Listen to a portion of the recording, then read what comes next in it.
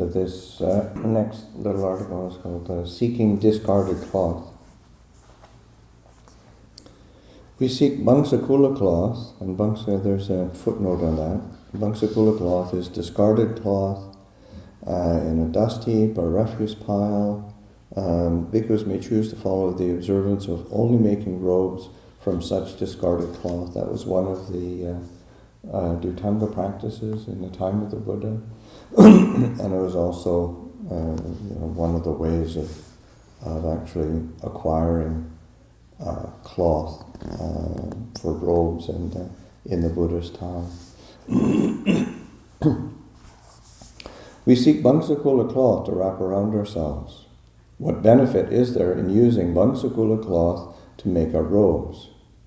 Bangsakula means soiled or thrown away in a refuse heap. Seeking out cloth that is unclean or unbeautiful, not luxurious, in order to cover and hide the body, unseats defilements and is torture for the defilements. This is because all of us, even us monks, never stop loving beauty.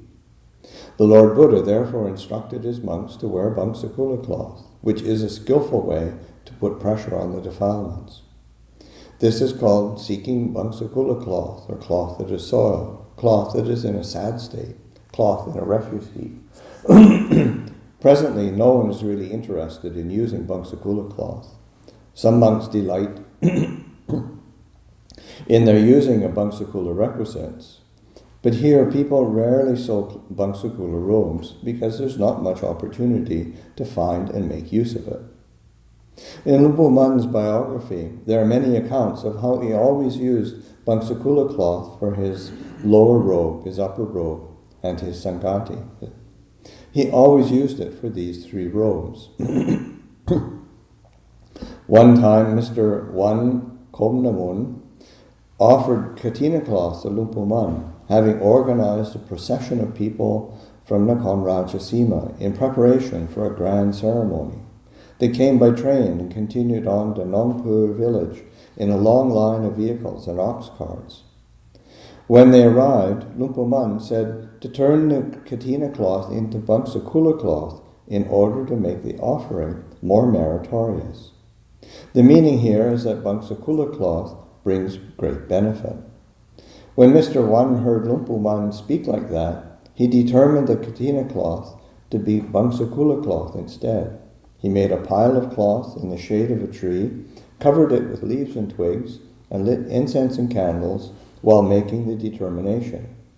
May any Kruba Ajahn who knows about this Bangsakula cloth come and take it from this spot.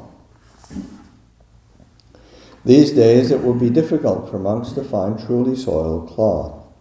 It needs to have been dropped on dirt or grass. Refuse heaps means twigs, leaves, or whatever else has hidden it.